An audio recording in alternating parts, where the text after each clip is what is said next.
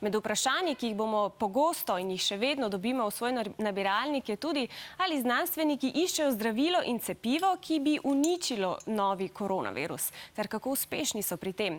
Pri bolnikih, ki jim novi koronavirus povzroča največ težav, so najprej preizkusili uporabiti že znana zdravila, obenem pa razvijajo nova. Kako učinkovita so, ponekod že preizkušajo na zbolelih, a iskanje zdravila res ni preprosto. Poglejmo, kako to gre. Virusi so zelo preprosti in zelo majhni mikroorganizmi, sestavljeni iz delnega materiala in beljakovinske ovojnice. Veliko znanstvenikov meni, da niti niso živi, sami se namreč ne morejo razmnoževati.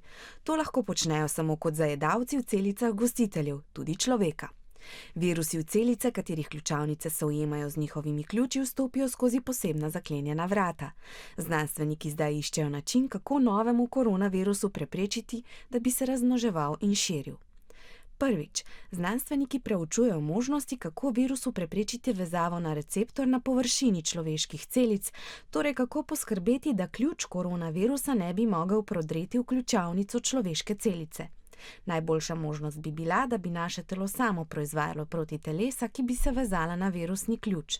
To bi lahko dosegli s cepivom, ki bi vsebovalo virusne ključe. V tem primeru človek sploh ne bi zbolel.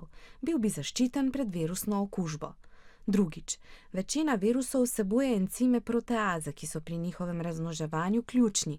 Znanstveniki so ugotovili, kakšna je struktura proteaze novega koronavirusa in že sintetizirajo kemijske spojine, ki se vežejo na ta encim, preprečujejo njihovo delovanje in bi lahko bile zdravilo. Tretjič, razmnoževanje koronavirusa uspešno zavira tudi spojina imenovana remdesivir.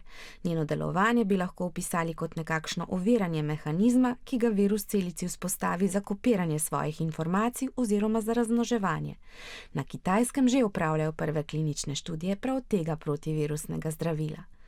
Torej, znanstveniki si močno prizadevajo ustaviti razmnoževanje in delovanje koronavirusa. Vsako novo zdravilo in cepivo pa je treba najprej preizkusiti in se prepričati, ali je varno in učinkuje, kot želimo. Če bi ugotovili, da katero od že znanih zdravil lahko ustavi virus, bi ga uporabljali že kmalu. Za nova pa bo treba počakati vsaj pol leta.